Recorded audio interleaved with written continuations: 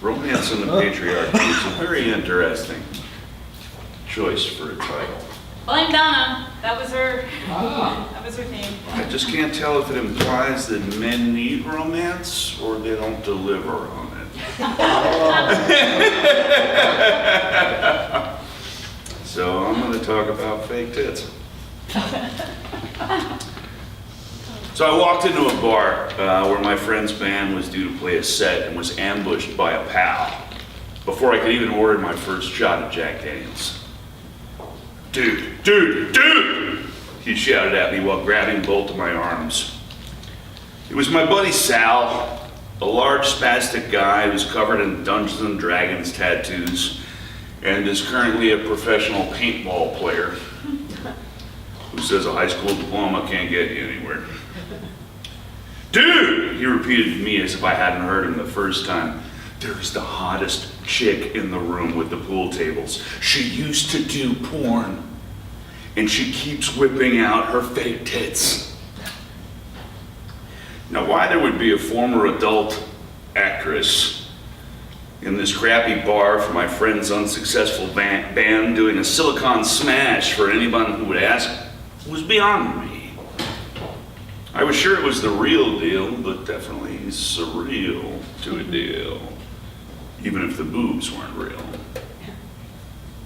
So I get my cup of poison and Sal drags me back to the pockets and the green felt to introduce me to her, while drunkenly cackling like a third grader who had just discovered that you could use Mountain Dew on your Fruit Loops instead of milk. I shook her hand after she lowered her shirt, to the disappointment of the bar, while giving her my name. And somehow, in some weird Krav Maga technique, she twisted my arm up under her braless shirt. Definitely not real. And I don't know if you've ever handled a fake breast, but it's an interesting experience. Don't get me wrong, I love breasts. They're tender, comforting, and often smell nice, which coincidentally are my qualifications for a perfectly cooked steak dinner. And by no means do I intend to body shame anyone. I know women with mastectomies, breast reconstructions, vanity implants, and given my own body mods, or the fact that I drink with a guy who has filed his teeth down to his points, tattooed his head green, and split his tongue, my attitude is, it's your body. Do what you want with it. Be happy. But breast implants, like the space shuttle, are often built by the lowest bidder. And especially when it comes to people who work in B-list pornography, and they can feel like a bag of sand that a gaffer on a film set uses to hold down a lighting stand. Guys, it's like when you find your girlfriend's hidden dildo. You know it's a cock because you have one and know what they look like. You know it's a dildo because you watch porn. You know it makes you happy when you're not around because you're probably being a jerk out at the bar, but it just feels weird in the hand. Definitely not real. And after the band finished the set, she walked up to me with vacant eyes and a smile that had obviously been practiced too many times while doing a reverse cowgirl on a pool deck in San Bernardino, not real. She grabbed my crotch and said, I want you to take me to your place and jam this thing in my ass. Back to your anal loop. Now, my parents raised a gentleman. And anal on the first date seems like a rather brash request/demand. But my parents raised a gentleman.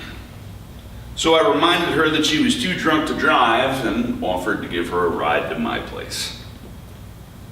Now, I barely got my jacket off and the front door locked when I turned around to see her stark naked, holding a lit candle while pouring melted wax all over her implants. And what I realized at that moment wasn't real, is that my first unspoken thought was, Jesus, don't get it on the wall-to-wall carpet. I rent!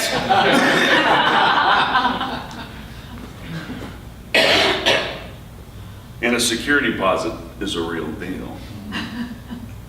We then continued to have ridiculous monkey porno sex that drained a box of condoms. And I'm not talking about one of those gas station 3-packs. I'm talking about the giant package sized like a vinyl LP collection that involves a nervous 15-year-old Walgreens attendant to get the keys to let you into the case to get that kind of box. Side note, ladies, slapping a man's penis on your face while grinning like a Cheshire cat is cool for about 3 seconds. After that, it's not sexual stimulation. It reminds us of getting kicked in the balls in a high school locker room. So I woke up in the morning with her in my bed, unsure if it had all really happened. My apartment proved otherwise. There was enough latex strewn about the place to make a deep-sea diving suit. And as I asked her about her crappy tattoos, she informed me that she had quit her last job as a stripper after stabbing the manager. Whoa. Jesus Christ, I thought. You're next. I have to get her back to her car and make sure she doesn't know where I live. The real deal. So she grabbed a pen and pad from my desk and wrote down her name, her cell number, and said, also, this is my porn name in case you want to jack off to me online, because I know you probably won't call me. Real talk right there. And I knew she wasn't the sharpest knife in the drawer, so I took her on an insanely convoluted route back to her car in the hope that she wouldn't show up at my place and try to stab me. I felt like I was trying to confuse a kidnapping victim. Yet she wasn't blindfolded, and I was probably the one tied up in the back of a windowless van. Did you get what you wanted, or did you make a deal? It's a very valid question, one we should all ask ourselves on the daily. A deal implies compromise. And in this tale, she wanted cock and I wanted pussy. But everything comes with a price. Even if it's just an extra 3 gallons of gasoline, candle wax on your carpet, and the fear that you'll get shanked by a girl who used to suck cock in front of a camera crew. A real deal is when there is equal sacrifice in a relationship. Don't like Vietnam movies? Fine. I'll watch them when you're not around. You want me to fuck you in the ass? Fine. I don't like it, but if it gets you off, we can go there. But I still know how I want my steak cooked. And it's a rare deal. Yeah.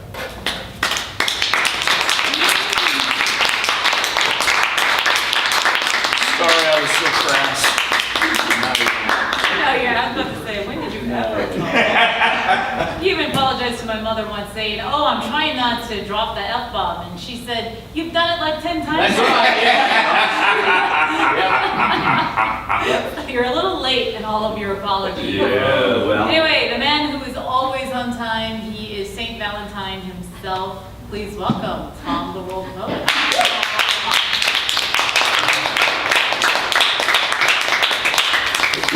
My first question is, would anybody like some emptiness? I like that way, man. Keep your box Emptiness. upside down, because that is just classic. Down. That's right, set up from him. That's right, works for me. No one replied. Am I talking to an invisible group of people? No one wants emptiness, right? Okay. Well, what about something that lives forever? Would you like some of that? Yes. So what flavor would you like? Lemon or blood? Lemon. Lemon it is.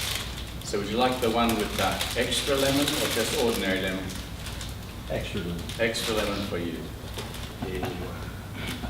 You see, we have to ask constantly what the symbols and icons of affection really are. And in a few days' time, it will be flowers and hallmark, and it will be the promise of someone else's cholesterol. But that ain't it, is it? We all know that plastic may live forever, like radiation, but it ain't it, baby. And it ain't permanence, because love does not necessarily mean permanence. Love changes, it mutates, it morphs. Love begins as something and then becomes something else. Like my mother was an orphan, so she understood that love is a rare thing in this world of walls and wards. And she herself brought us up in the true sense of the word because she wasn't really brought up. So she had to deal in a world that was hostile to her existence. Now, I say it because she still lives, and she can argue with my words at any time. None of you have to believe a single thing because all of you have different dreams and different loves and different ways of understanding. But I begin with the elemental. I start with nothing. And it's never nothing because you actually, breath, prana, chi, ka, we start with the love of breath, the love of life itself, the intrinsic love. If anything justifies life, it's life itself. Love and art and people fade oblivious, depths of waters conceal no hidden meaning, then caught affords, hollow and obvious, colour by moods, lost in logic's glance. We kill, close categories before we know it all. Why are we so imprisoned? Why are we so imprisoned? If images collide, knock against your wall of life, if wings are clipped without your knowing, if reason fails for want of words, there seems no cure. Find what you know, return to it. More seems lost than is preserved. In your own rhythms, hold tight to those with whom you share your hopes. Because a poem is just a small bird, delicate as a coloured second. It flies like a kite, lives in your shadowed skin, dies when the light of day, sun, or words is cast upon to melt its meaning. We are, despite all, still alive. Join us above all things now. Can you sing with us? Can you sing? Because you start with 0, but you end up as 1. But we are not digital codes. We are not second life. We are not virtual. We are here in meat space. We are actually here. And that implies a relationship. Even if it's not a mutual relationship, it implies a relationship, love of something other than ourselves. The primary religion of our time seems to be a combination of narcissism and solipsism, whereby I is the only letter in the alphabet, and talking about oneself means that you are in a perpetual spiral down to the point of extinction. But I digress, because we are in relationship. Now, the extent of that relationship is beyond definition because it changes and mutates at all times. So if people are offered this digital pairing bond thing and find themselves disappointed by that, then of course they'll fight because that's not all there is. We're multivalent creatures. We can love more than one at a time. We have loved more than one at a time. Most people have a series of unsuccessful relationships until they finally think, I found the one. Well, it's not the one, because you can find another one. There's always someone else. But you start with one. And I don't mean ego, look at me. I'm saying breath, intrinsic, ka, prana, that is something that doesn't need belief. And then you extend to another human being, which you're doing all the time by talking to them, by listening to them, by being with them. Whatever scale that relationship is not necessarily that romantic, patriarchal entrapment. It is a continuation of association. And it has so many levels and layers. It goes finally, it may involve intimacies way beyond the sexual, spiritual, psychic, whatever it may be, all of the above. But I have a relationship with water. When I go home, they take me to a waterfall, and I wash in the waterfall. They take me to the beach, and I throw myself into the waves. I know I'm made of water. I am air too, but I have a deep relationship all my life with loving clear water and streams and throwing myself into it and being bathed in that and changed by that. I have a relationship with air because the love of poetry and song and conversation.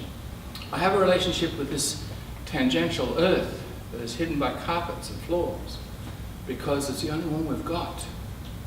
And that's like a holy marriage. Even though it's an abusive relationship, even though it's take and grab and build and make squares and rectangles and destroy skyline and evict and possess and control and dominate, there's something else. When we do realize it's all we've got, ultimately we go slow and soft. Ultimately we do not pretend to own, dominate, control anything or anyone.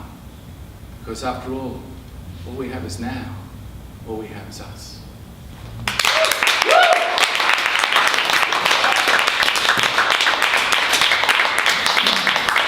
All right, at this point, I would like to start the intermission, and I have some homework for you guys. Malvern Books has put together a theme-based little display over here on this table. And I thought, wow, books about romance and the patriarchy. I didn't think it was possible, but they accomplished that. And they have their Valentine's Day table over here, and in the corner over there, also Black History Month display. So there are at least 3 themes going on that are temporary. So like a museum or an art show, please visit each one. We also have a snack table with some sugary stuff that I shouldn't have probably all eaten, just gobbled down at once, but they're delicious. So if you haven't started your Valentine's Day celebration, that table is a great place.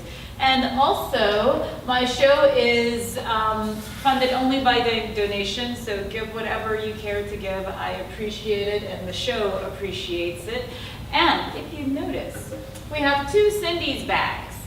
Cindy's and LaRouche. This is their 3rd year donating stuff for our February show. The gal's bag is for a female reader, not me, but the audience gets to choose at the end of the show by applause which female reader you like the best, and she gets this bag. And guys will get this bag, so please enjoy. 10 minutes, we'll come back. Oh, and if you want to be on the open mic and you're not already, please let me know, because I'll add your name.